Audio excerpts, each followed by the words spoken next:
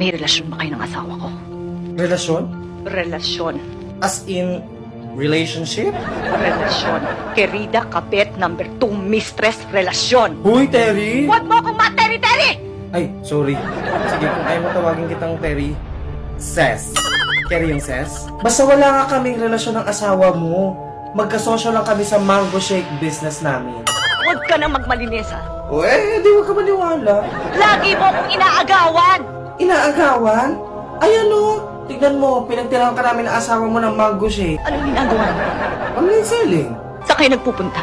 Sa supplier. Anong tawagan nyo? Dami mo naman tanong, Ses. Babe? Sweetheart? Honey? Letter B, sweetheart. Gusto mo paniwalaan kita? Diyos ko, tanong-tanong ka pa, di ka na naman pala maniniwala. Sige na, aminin ko na kung anong tawagan namin. Badiday at Toto. Happy?